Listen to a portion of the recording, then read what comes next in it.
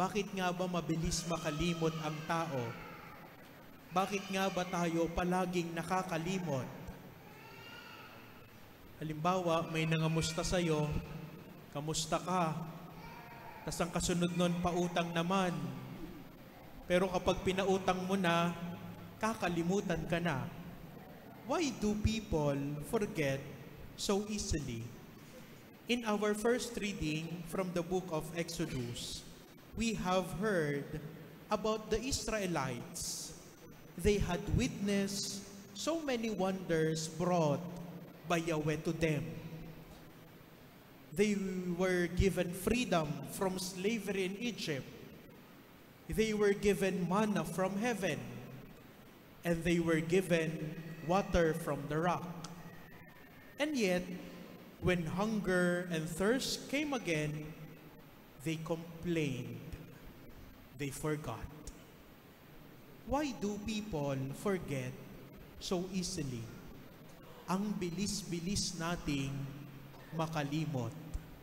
Kaya nga ang ating salmong tugunan ay nagpapaalala sa atin, do not forget the works of the Lord. Sana tayo ay matuto na makaalala. But the question now, why do people forget so easily? And so God reminded them through the bronze serpent. Anong sinabi? Dahil sa katigasan ng kanilang ulo, sa kanilang mga reklamo sa buhay, nagpadala ang Diyos ng napakaraming ahas. At kung sino man ang matutuklaw ng ahas na yon ay mamamatay. Pero anong ginawa ng Panginoon? The remedy na ibinigay niya kay Moises. Si Moises ay gumawa ng gintong ahas, bronze serpent rather, na sa tuwing itataas niya yon, sa lahat ng makakagat at titingin doon, ay gagaling at babalik sa kalusugan. And God reminded them through the bronze serpent, look up, remember my mercy, remember my love. Na sa tuwing tumitingin sila dun sa bronze serpent na yon, naaalala nila, nakasama nila ang Diyos. Naaalala nila na hindi sila nag-iisa. Naaalala nila yung lahat ng kabutihang ginawa sa kanila ng Panginoon. Do not forget the works of the Lord. In our gospel, Jesus tells Nicodemus, just as Moses lifted up the serpent in the desert, so must the Son of Man be lifted up. Why? So that people who forget may remember again. Para makaalala uli ang mga tao mabilis makalimot. So that the world may never forget how much God loves us. That is why in our gospel, the evangelists remind us, for God so loved the world that He gave His only Son, so that he who believes in Him might not perish, but might have eternal life. My dear brothers and sisters, the cross is a reminder for all of us how much God loves us. Na sa tuwing titingnan natin yung krus na yan, pinapaalala sa atin ng Diyos kung gaano niya tayo kamahal. But my friends, let us admit it. We too forget. Mabilis tayong makalimot. Kapag tayo ay maganda ang ating buhay, nakakalimutan natin ang Diyos.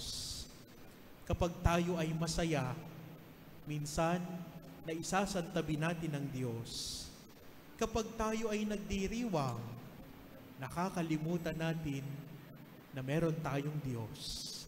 Kapag tayo ay punong-puno ng biyaya, minsan nakakalimutan nating tumanaw ng utang na loob mula sa Panginoon.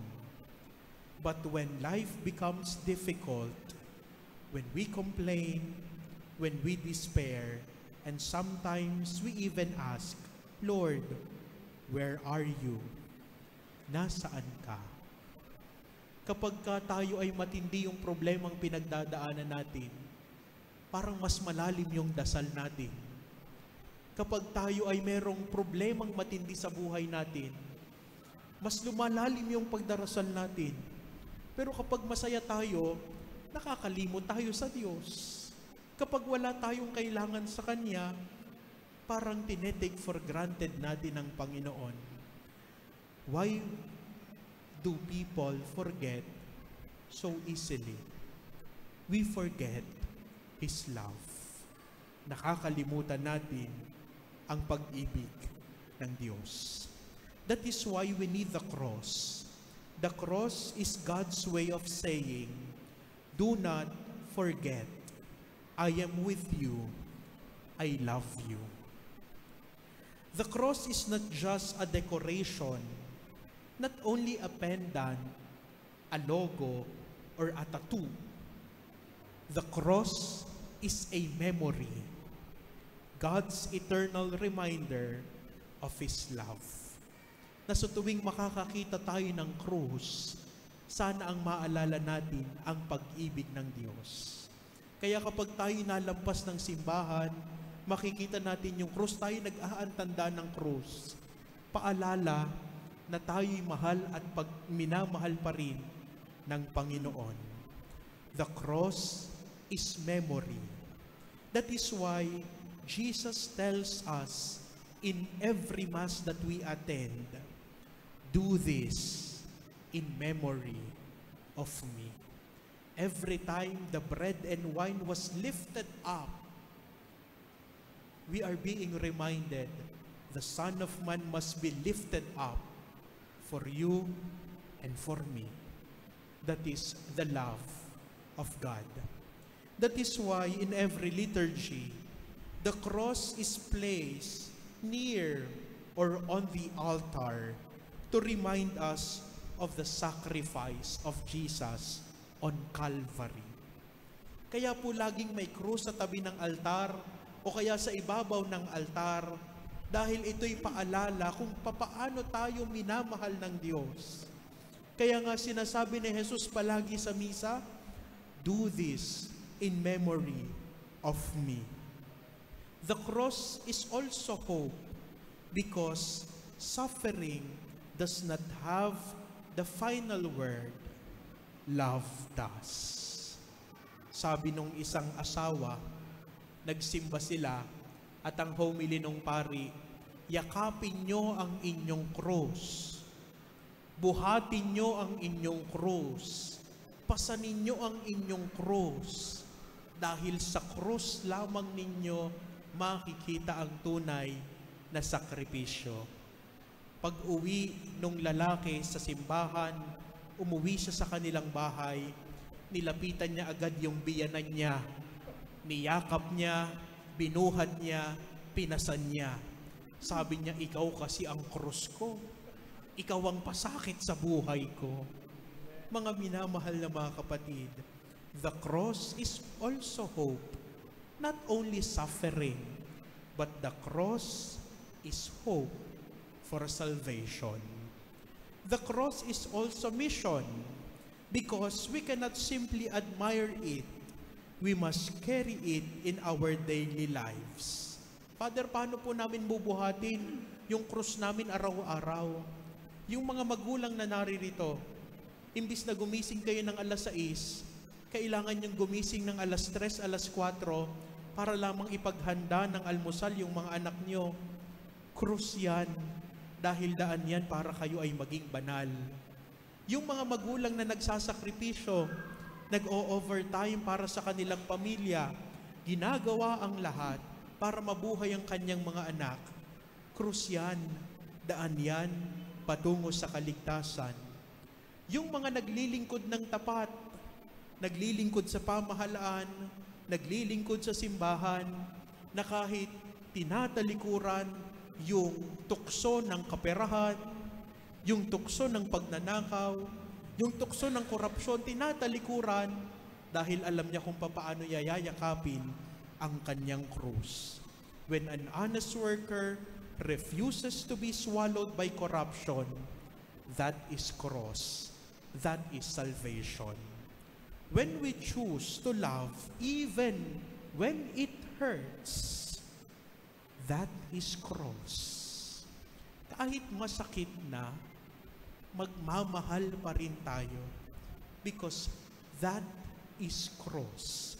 So today, as we exalt the Holy Cross, maalala sana natin, why do people forget so easily?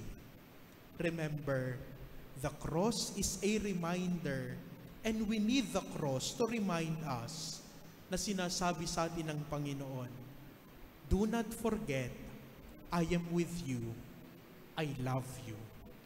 Laging sinasabi sa atin ng Diyos na sana sa tuwing titingin tayo sa krus, mangungusap sa atin ng krus at sinasabi sa atin, ano man ang pinagdaraanan mo, nandito ako. Naalala ko yung kanta, nandito ako, umiibig sa'yo, kahit na nagdurugo ang puso, kung sakaling iwanan ka niya, huwag kang mag-alala, may nagmamahal sa'yo, nandito ako. Do not forget the words of the Lord. Makita natin sa buhay natin ang kabutihan palagi ng Diyos. Kanina pagkatapos ng 4:00 misa, may boyfriend at girlfriend na lumapit sa akin dito at nagpa-bless yung kaniyang partner, yung boyfriend niya. Sabi niya, Father, pupunta na po siya sa Hungary bukas. Natatandaan niyo pa po kami, Father. Kami po yung nagpa-bless ng passport dati na nag-aantay kami ng visa para makapunta sa ibang bansa. Ang bait-bait ni Lord. My dear brothers and sisters, ano man ang pinagdaraanan natin ngayon, ano mang bigat ng problema natin ngayon, sinasabi sa atin ng Panginoon, nandito ako. Sa tuwing titingin tayo sa krus ni Jesus, ang krus ay tanda ng pag-ibig ng Diyos na nagsasabi sa atin, nandito ako, mahal na mahal kita. Tumahimik tayo sandali at alalahanin natin ang kabutihan ng Diyos sa atin.